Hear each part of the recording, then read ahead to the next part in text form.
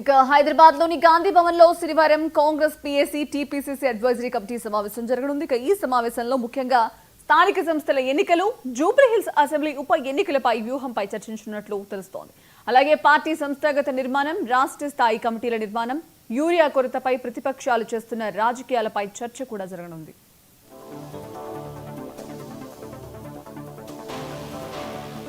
Right, ఇక ఇదే అంశానికి సంబంధించి మరిన్ని అప్డేట్స్ మా చీఫ్ రిపోర్టర్ శ్రీనివాస్ అందిస్తారు. శ్రీనివాస్, చెప్పండి. ఇక హైదరాబాద్ లోని గాంధీ భవన్ లో శనివారం టీపీసీసీ సమావేశం జరగనున్నట్టు తెలుస్తోంది. దీనికి సంబంధించి తాజా అప్డేట్స్ ఏంటి? సంజన, ఈ రోజు TPCC PAC committee, political affairs committee అని ఉంటుంది ఆ కమిటీ, అలాగే టీపీసీసీ అడ్వైజర్ కమిటీ, ఈ రెండు కమిటీల సంయుక్తంగా సమావేశం జరగనుంది. రెండు కమిటీల సమావేశం ఈ రోజు గాంధీ భవన్ వేదికగా సాయంత్రం 5 గంటలకు కాన్ఫరెన్స్ హాల్లో, గాంధీ భవన్ లోని కాన్ఫరెన్స్ హాల్లో జరగనుంది.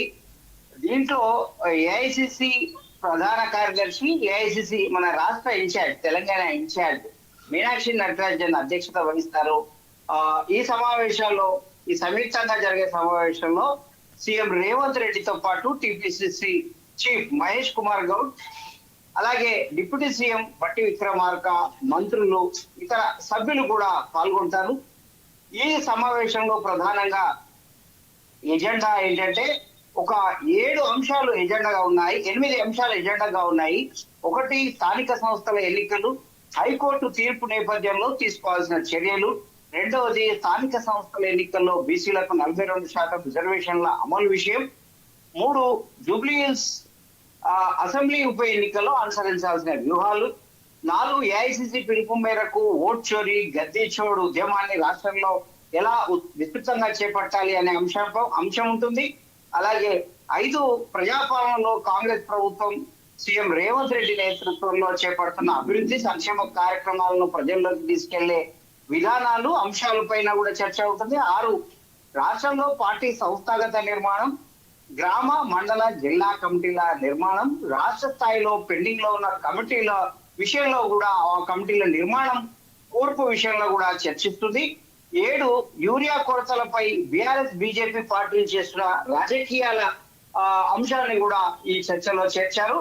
ఇంకా ఇవి కాకుండా ఇతర అంశాలు కూడా 8వ అంశంగా చర్చించే అవకాశం ఉంది. మొత్తం మీద ఇది స్థానిక సంస్థల ఎన్నికలనే టార్గెట్ గా పెట్టుకొని జరుగుతున్న సమావేశాన్ని కూడా చెప్పుకోవచ్చు. ఎందుకంటే 42% రిజర్వేషన్లు స్థానిక సంస్థలతో ముడిపడిన విషయమే.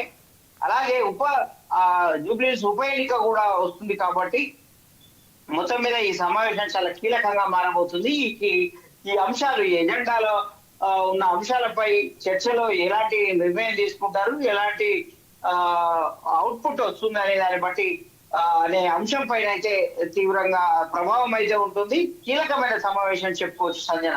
శ్రీనివాస్, మరోవైపు యూరియా కొరతకు సంబంధించి ప్రతిపక్షాలు కాంగ్రెస్ పార్టీని బదనం చేస్తున్నాయని చెప్పేసి కూడా కామెంట్స్ వినిపిస్తున్నాయి. ఈ నేపథ్యంలో జగ్గారెడ్డి ఒక క్లారిటీ ఇచ్చారు. అది కేంద్రం బాధ్యత, కేంద్రం నిధులు విడుదల చేస్తేనే మేము చేయగలమని చెప్పేసి కూడా జగ్గారెడ్డి నిన్న చెప్పిన పరిస్థితి కనిపిస్తోంది. సో దీనిపై ఏమంటారు? సంజన, ఈ విషయం జగ్గారెడ్డి అన్న విషయాన్ని కిషన్ రెడ్డి నిన్న మీడియా ముఖంగా స్పష్టం చేయడం జరిగింది. ఇది రాష్ట్రానికి కేటాయించాల్సిన కోటా కేటాయించడం జరిగింది. కానీ ముందస్తుగా కాంగ్రెస్ ప్రభుత్వం, కాంగ్రెస్ పార్టీ ప్రజల్లో ఒక సంకేతాలు పంపి, ఒక వాతావరణాన్ని సృష్టించి, ఒక భయానక వాతావరణాన్ని సృష్టించింది. ఆ తర్వాత అందరినీ ఒక యూరియా మాన్యాలో దింపి వీళ్ళు బ్లాక్ మార్కెటింగ్ తరలిస్తున్నా కూడా చర్యలు తీసుకోవడం లేదు. అందుకే ఈ సమస్యకు కొంత కారణం కూడా అవుతుందనే విషయాన్ని ఆయన స్పష్టంగా చెప్పడం, సంచలన వ్యాఖ్యలు చేయడం జరిగింది. రాష్ట్ర ప్రభుత్వ వైఫల్యాన్ని ఆయన ఎత్తి చూపడం జరిగింది. దానికి అద్దం పడుతూ దానికి బలాన్ని ఇస్తున్నట్లే ఈ రోజు నాగర్ కర్నూలులో కూడా ఈ ఏవైతే బ్లాక్ మార్కెట్ విషయం కూడా బయటపడిన పరిస్థితి, కొంతమంది ఫిర్యాదు చేయడంతో పోలీసులు కూడా కేసు నమోదు చేసినట్టు కూడా మనకు తెలుస్తా ఉంది. కాబట్టి ఇక్కడ రాష్ట్ర ప్రభుత్వము కేంద్రం నుంచి వచ్చిన యూరియా కోటాను స్పష్టంగా నిర్వహించాల్సి ఉంటుంది. బ్లాక్ మార్కెటింగ్ కాకుండా, బ్లాక్ మార్కెట్ లోకి వెళ్లకుండా చూడాల్సి ఉంటుంది. అలాగే కెమికల్ ఫ్యాక్టరీలో కూడా యూరియా వెళ్లే అవకాశం ఉంది కాబట్టి అక్కడ కూడా చర్యలు తీసుకోవాలి. కానీ అది తీసుకోవడం లేదు అనే విషయాన్ని కేంద్ర మంత్రి కిషన్ రెడ్డి చెప్పడం జరిగింది సంజన.